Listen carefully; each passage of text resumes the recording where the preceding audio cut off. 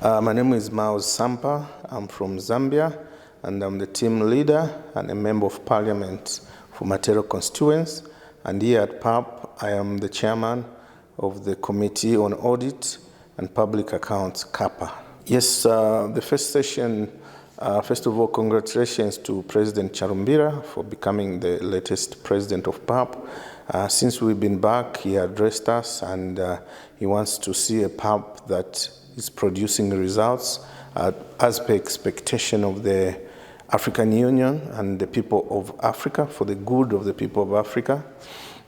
So as CAPA, which is an audit arm of the parliament, we've already started meeting. We're looking at all the audit reports, forensic audits and reports on audits, the internal audits, and the audits done by external auditors, and reports on audits from African Union. So we're looking at all the issues that they raise, the exceptions, and we are following up on those matters. Some matters are basic, but some are complex. On issues like retirement of interest within 5 days, we're following up to see that all those are done.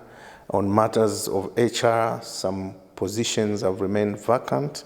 We're trying to find out why they haven't been replaced.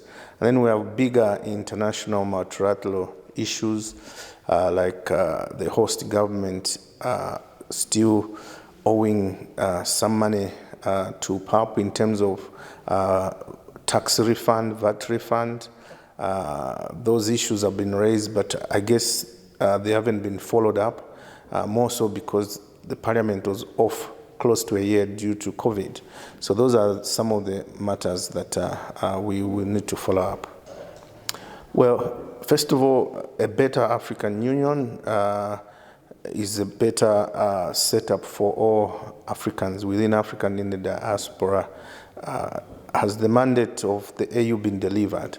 I think that's why they set up the parliament, to give oversight role to the African Union, to ensure that things are executed as planned and as agreed, to ensure that the budget of the AU, which is over 40 million, and it comes, actually it's about 200 million US dollars, and it comes from the taxpayers of all the African countries. All African countries pay a fee to African Union every year, and that's part of the money that comes to the PAP as well, the Pan-African Parliament. So it's our role to ensure that that money is spent well for the good of Africa. And if together the AU and PAP needs to be of meaningful disposition to its people, issues of food security, there should be no African without food in the continent, just like happens in Europe or America. If one child is starving, Americans come in. Same, if one child is starving in Africa, the AU should come in. And also economic integration.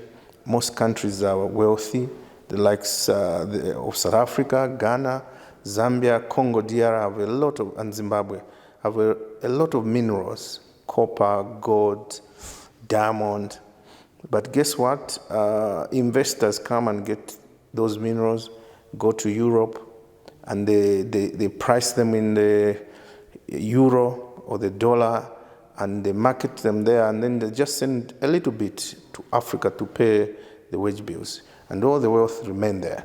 So we look into Africa where the wealth will remain here, will be processed here, and the rand will be the currency used to sell the gold, the kwacha will be the currency used to sell the copper, and the Zim dollar will be the currency used to sell the Zimbabwean copper. So we want the wealth. God gave Africa minerals.